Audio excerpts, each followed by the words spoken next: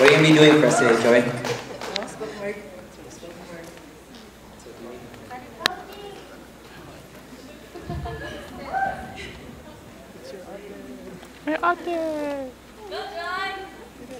You guys hear me? Yeah! Okay. I'm going to be reading two pieces. The first one is called Father Figure Failure. Define father. Provider, protector, dad, baldy man with a handlebar mustache. Back then, I had to look to the sky to see your face, and I greeted you every morning with a warm embrace, and you were my hero. Dependable and strong, yet you spent the last 13 years proving me wrong. Self-declared man of the house. Strict rules and bamboo sticks, discipline whipped at 6. You forced me to spell R-E-S-P-E-C-T, but you couldn't teach me what it means. Respect came only from fear and resent as we grew more distant each year. Running away when you raised your voice, your hand to my ears, to my legs, to my mother's face. I'll never forget the sound of her crying, as if you took that bamboo and struck my very soul, and when I heard her voice crack, my heart completely broke. I already learned to hate men before the age of 8, and comic book heroes meant more to me than the half-assed man who tried to be a father figure. Yet your definition of a figure is a paycheck, and my definition has gone missing. Is your money worth more than I because I'm not made of dollar signs, or do I have to write a check to ensure a place in your life? You've had more conversations with your bank teller than your kids, and you would never forget your account number, but you lost count at your second daughter. I heave deep sighs knowing your priorities lie in the male genetics of my brother. Your greatest investment, his future, but you don't see your flesh and blood, envisioning only the path he walks upon. You would go green if it meant money, overlooking all the priceless things that you could never buy, not that you could recognize value without a sale sign. Father figure, the failure, a false hero, a villain, and you've become the worst with your fists and twisted words, your foul play and fallacies, my trust in you dead and murdered. My childhood non-existent, drowned out by the yelling, the screaming, my crying mother, and I, the forgotten, oblivious kid, knows far more than you imagined. And at the truth you beg to differ, offer me a sweeter story, but I'm not a little girl, and it's too late to play daddy. Then again, family is family.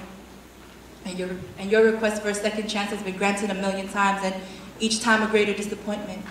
5:45 yesterday, you asked if it was too late, and I let my silence serve as a reply. Yes, it is too late. Second chance denied. I imagine it's hard to change when you're middle-aged, handling a life crisis with no patience, but see here, your money has no value. Here, your savings can't save you. Blood is thicker than water, but what is kinship without trust? I know good fathers exist, I just don't live with one. Woo!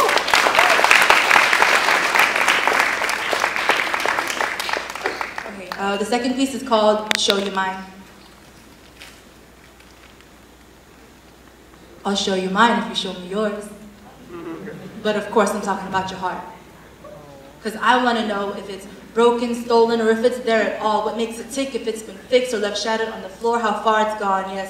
Much like a Carfax report, because I need to know where it's been and if it responds to my fingertips dancing on your skin, and whether it's what's inside that keeps you alive or if you're trying to fill a void within it. Or maybe trust is something non-existent, mistakes and imperfections pile a mile high, and there's no way to count disappointment. So does your heart reflect who you are, or are you trying to find it, somehow kickstart it, bring it to life? Because some days we must die in order to resurrect, give in to come correct, from zero to growth if you let upward measurement permanent, like ink in your flesh, skin talks while your lips rest, tattoos that scream threats, reminiscent on regret, wearing the art on my skin like a heart on my sleeve. It speaks. But I'd rather hear 1,000 words than look at one picture trying to figure what you have to offer. I'd rather bask in dialogue, soak in your words and feel them under my skin. I'd walk a mile in your shoes so we can rendezvous at a point of understanding. See, your story means much more to me than just a dinner and a movie, and maybe afterwards, I'll show you mine if you show me yours. But I'm talking about my heart, and yes, it's been broken, stolen, melted, and turned to stone, and poetry makes it tick, it's never been fixed, been swept off and swept away by charming broomsticks all in the same day. It shies away from touch, doesn't understand love, and it's passion that keeps me alive. My fire never in demise, never dies. See, it's my heart that I'm trying to find.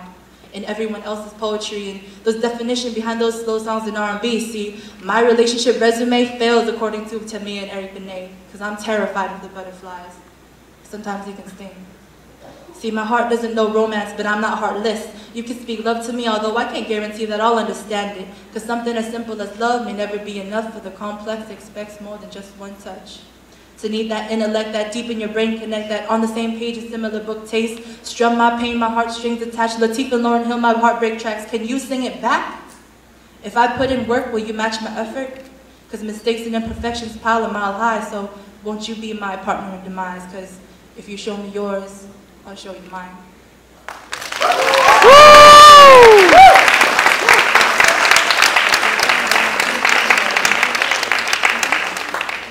Wait.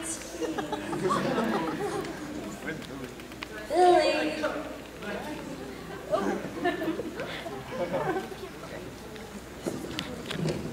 Okay, so tell us. You wrote all that, right? Yes, I did. Where do your inspirations come from? Experiences, people I meet, people that leave, people that, yeah, just people and their experiences that they give me. Okay. Well, let's hear from my judges. Kyle? I liked that. I thought you were stronger when you got the paper out of your face. Because are these all your own stuff? Yeah, so you should be confident with the things you write because it's really good.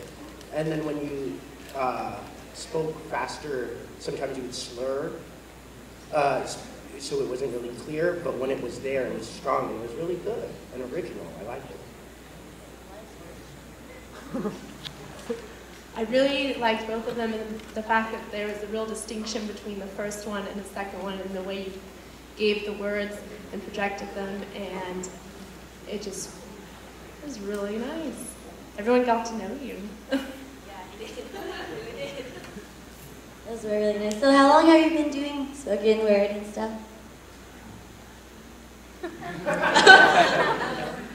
About 4 years. And what got you started?